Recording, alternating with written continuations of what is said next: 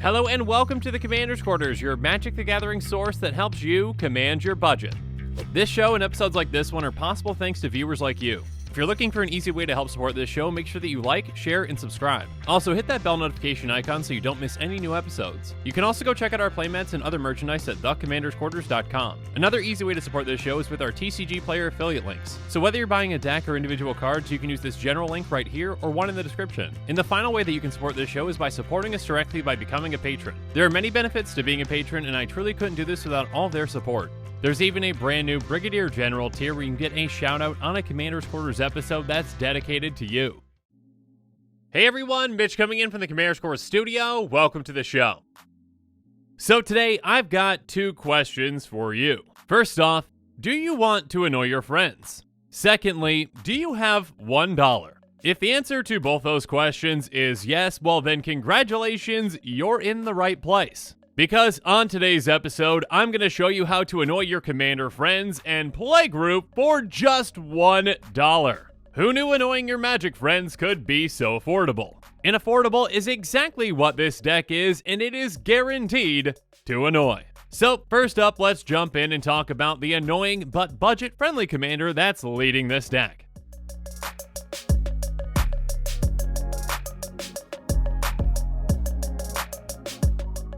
And our very annoying but budget-friendly commander for this deck is none other than Serulf Realm Eater. At the time of this recording, Serulf is only 21 cents, so yeah, very budget-friendly. And as for why it can be annoying, well, it's a 3/3 wolf for 1 black-green that says, whenever a permanent an opponent controls is put into a graveyard from the battlefield, put a ++1 counter on Serulf Realm Eater. At the beginning of your upkeep, if Serulf has 1 or more ++1 counters on it, you may remove all of them. If you do, exile each other non-land permanent with converted mana cost less than or equal to the number of counters removed this way. So this commander can become a massive threat incredibly quickly. Oh yeah, and it's a repeatable board wipe. So good luck to your opponents getting and having anything stick and play because, yeah, you're just going to remove those counters after you get enough on this and wipe everything out. Again, and again, and again. And of course, we can get counters on this in a lot of ways. First up, yeah, even if your opponent just cracks a fetch land or sacrifices Steve or a Mind Stone, yeah, you're getting a counter. Or when your opponent's creatures die in combat or they sacrifice them for their aristocrat-style deck, you're also getting counters. Or, you know, we can just run an absurd amount of removal in this deck to annoy our opponents even further. And then for the things that we don't remove, well, Serulf can just get rid of its counters and then remove everything else for us. And then our opponents try to play more things and then we destroy those, and you see where this is going. Yeah, for just $1, it can be incredibly easy to annoy your friends with this commander. So let's jump into those incredibly budget-friendly cards that we're going to be running in this deck.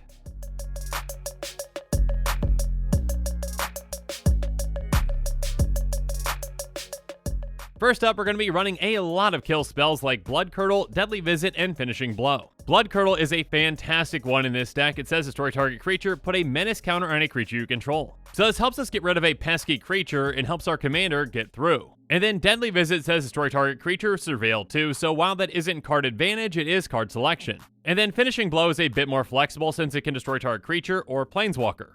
But we're nowhere near done with our kill spells just yet, so let's talk about some conditional kill spells with Assassinate, Tornado, and Springjaw Trap. Assassinate says destroy target tapped creature. Tornado says destroy target creature with flying, and it's got cycling for 1 and a green in case we need to draw a card and we don't have any good targets. And then Springjaw Trap can help us out in a couple of ways. It's just a 1-mana artifact and it's got flash, and by paying 4 and tapping it, we sacrifice it and deal 3 damage to any target. So obviously, since we can target anything, this can be a very flexible removal spell. And in a way, it can actually be a deterrent as well. An opponent might think twice of attacking us with a valuable creature that this can kill. Or, you know, we can ping down a planeswalker or just deal damage to someone's face. Next up though, we've got 2 cards that essentially do the exact same thing in this deck with Bone Splinters and Mutual Destruction. Each of these make us sacrifice 1 creature to destroy another. And believe me, we've got some very disposable creatures in this deck, so yeah, for 1 mana, that is a pretty fantastic effect. But next up, we've got some spells that kill in a different way, and let's start off with Cruel Finality. It says target creature gets -2/-2 until end of turn, scry 1. So this can help us take out a small creature or a bigger one that's been damaged, and also gives us some card selection. Next up, there's World Weary, which is an aura that's going to give enchanted creature -4/-4, and it's got basic land cycling for 1 and a black. And then Blight Breath Katobo Pass has, when it enters the battlefield, target creature your opponent controls gets -X/-X until end of turn, or X your devotion to black. So with enough things in play, we can take out some pretty big creatures. Or we can take out multiple creatures at once with things like Mephitic Vapors, Eyeblight Massacre, and Turgid Shadow. Mephitic Vapors says all creatures get -1/-1 until end of turn, and it's got Surveil too. Eyeblight Massacre says non-elf creatures get -2/-2 until end of turn. And then Turgid Shadow says each player sacrifices 2 creatures, and it's got Foretell for 2 black. Again, by eliminating multiple creatures at once, we're going to get a lot of counters on our commander really quickly. But there is one card, in my opinion, in this deck that stands above the rest. And that would be the golden pick of this deck, which is the #1 card out of our 99. And the golden pick for this deck is Monstrous Onslaught. Monstrous Onslaught is a sorcery for 3 green, and it says it deals X damage as you choose among any number of target creatures, where X is the greatest power among creatures you control as you cast this spell. With Serulf, this card can be absolutely devastating for our opponents. Again, Serulf is going to be growing throughout the game, getting larger and larger and larger. And then when we cast this, well, we can utilize its power to dish out a lot of damage and take out a ton of creatures. And then when we do that, Serulf grows even bigger. So this can essentially help wipe out a lot of a player's creatures, and sometimes it takes out all their creatures, and then we get Serulf even larger, and then we swing through and hit them for a ton. So yeah, this card is fantastic. It can help us out in a lot of ways, and that's why it's the golden pig. But we're not quite done about talking about cards that can help us take out our opponent's creatures just yet.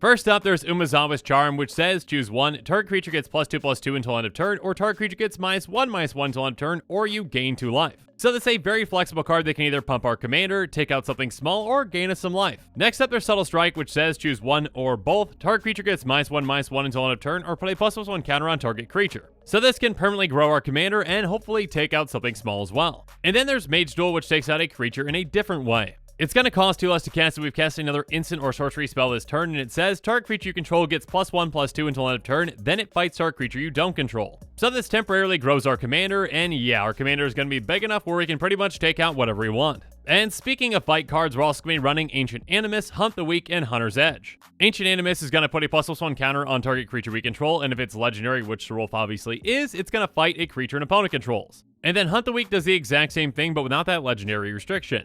Hunter's Edge is somewhat of a fight card, but kind of like a one-sided fight card like Monstrous Onslaught. It says put a +1/+1 counter on target creature you control, then that creature deals damage equal to its power to target creature you don't control. So Serulf isn't even getting damaged, but it's getting larger, and most definitely it's helping us take out a creature. We also have some ways to protect Serulf as well, though, with Oblivion's Hunger, Unlikely Aid, and Butcher's Glee. Oblivion's Hunger says target creature you control gains indestructible until end of turn. Draw a card if that creature has a +1/+1 counter on it. Obviously, the vast majority of the time, this is going to be a draw spell for us as well. And then Unlikely Aid gives +2/+0 and indestructible, and Butcher's Glee gives +3/+0, lifelink, and it regenerates it. But next up, we've got some creatures that can help us grow Serulf with Dauntless Survivor, Iron Bully, and Scrounging Bandar. When both Dauntless Survivor and Iron Bully come into play, we get a +1/+1 counter on target creature. And then Scrounging Bandar comes into play with 2 +1/+1 counters on it, and at the beginning of our upkeep, we can move any number of +1/+1 counters from Scrounging Bandar onto another target creature. So these creatures can get counters on our commander on top of being just, great creature fodder or chump blockers. Next up, we've got Arbor Armament, which is going to get a +1/+1 counter on target creature, and it's going to gain reach until end of turn.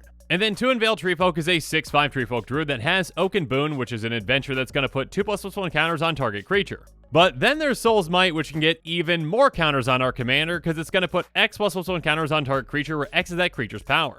And yeah, Serulf can already get huge on its own, and this can just basically turn it into, at the very least, a 2-shot, if not a 1-shot kill. Next up, there's Weapon Rack, which comes into play with 3 +1/+1 counters on it, and we can tap it to remove a counter from it to give it to target creature. And then Big Play is going to give target creature +2/+2 and reach until end of turn, and on top of that, it gets a +1/+1 counter too. So it's kind of like a giant growth with a permanent power increase. Next up, there's Blessing of Belzenlock, which is going to give target creature +2/+1 until end of turn, and if it's legendary, which again our commander is, it also gains lifelink until end of turn. For just 1 mana, this can help us dish out even more damage and gain us a ton of life. And then next up, let's talk about Sudden Spinnerets, which is going to give target creature +1/+3 until end of turn, and we put a reach counter on it and we untap it. So this can be a great surprising way to block an unexpected attacker and take it out, and also, yeah, a reach counter permanently can help our commander block pretty much anything. But then we've got 2 more creatures that can help us out with Jadecraft Artisan and Novice Dissector. Jadecraft Artisan is going to give target creature +2/+2 until end of turn when it comes into play. And then Novice Dissector can help us utilize our other creatures by paying 1 and sacrificing them. We put a +1 counter on target creature, activate only as a sorcery.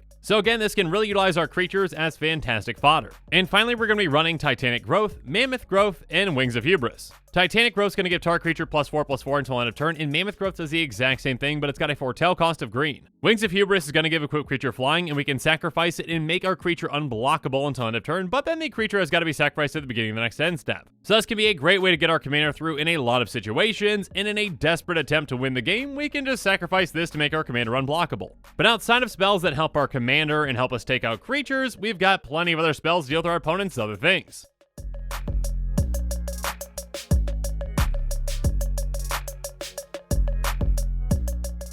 So first up, we're going to be running some cards that can take out an artifact or an enchantment with Crack Open, Appetite for the Unnatural, and Spring Sage Ritual. On top of destroying an artifact or enchantment, Crack Open's going to create a treasure token, Appetite's going to gain us 2 life, and Spring Sage Ritual is going to gain us 4. And then we've got Slice and Twain, which can also destroy target artifact or enchantment, but this one's going to draw us a card. But then Tribute to the Wild can be even more impactful in this deck. It says each opponent sacrifices an artifact or an enchantment. So for just 2 mana and instant speed, we can get rid of 3 things and again, grow our commander. And then Tangle Trap can be pretty flexible. It's going to deal 5 damage to target creature with flying, or it's going to destroy target artifact. And speaking of taking out flyers, we've also got Crushing Vines, Crushing Canopy, and Broken Wings. Each of these can destroy a flyer, or Crushing Vines can destroy an artifact, Crushing Canopy can destroy an enchantment, and Broken Wings can destroy either. So if your friend's running their very favorite Dragon deck, well, you're going to have some fun taking out their things. Or you can take out pretty much anything with Meteor Golem. It has when it enters the battlefield, destroy target non-land permanent and opponent controls. But outside of destroying our opponent's things, we've got other ways to mess with them and annoy them as well.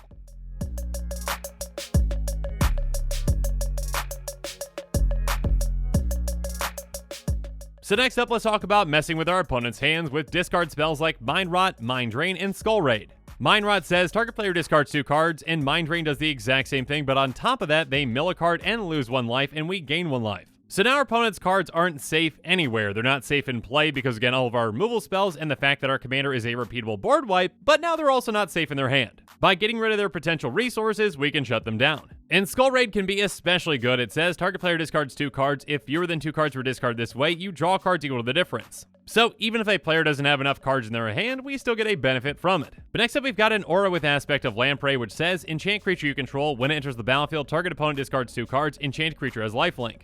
So we take out some cards from a player's hand, and we give our commander lifelink, which again can help us gain an absurd amount of life. And then Calico Skin Witch has kicker for 3 and a black, and when it enters the battlefield, if it was kicked, each opponent discards 2 cards. So yeah, kicking this can be a huge effect, getting rid of essentially 6 cards at once. And again, by taking out our opponent's hands, we can deny them of future spells and resources. Next up though, there's Implement of Malice, which has pay a black, sacrifice it, target player discards a card, and whenever it's put to a graveyard from the battlefield, we draw a card. But we've also got some other ways to draw cards with things like Wild Size and Setessan Training. Wild Size is going to give target creature +2/+2 and trample until end of turn, and we draw a card. And then Setessan Training is an aura that cantrips when it comes into play, and it says enchanted creature gets +1/+0 and has trample. So these cards replace themselves, and they can be a fantastic way for our commander to get damage through. But next up, there's Sentinel Wood Readers, which is going to draw us 2 cards when it comes into play if we kicked it. And then Portcullis Vine can be a decent blocker for us until we decide to pay 2 and tap and sacrifice it to draw a card. And then Jalem Tone is an artifact that has pay 2 and tap it, draw a card, then discard a card. So this can help us get rid of dead cards in our hand and help us replace them with something better. And then there's Funeral Rites, which says you draw 2 cards, lose 2 life, and put the top 2 cards of your library into your graveyard. And Dark Bargain says look at the top 3 cards of your library, put 2 in your hand, and the other in your graveyard. Dark Bargain deals 2 damage to you. Blood Price is somewhat similar. It says look at the top 4 cards of your library, put 2 in your hand, and the rest in the bottom of your library in any order. You lose 2 life. 1 life for 1 card is no big deal in a format like Commander, where you start off with 40 life. But now that we've talked about every single non-land card in this deck, let's talk very quickly about the lands.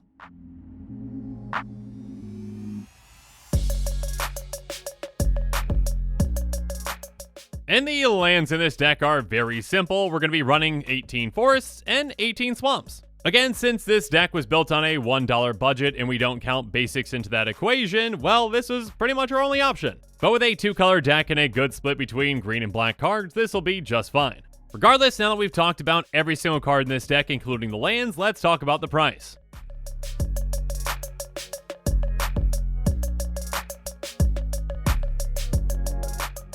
And as I said before, the price of this very budget-friendly deck is just $1.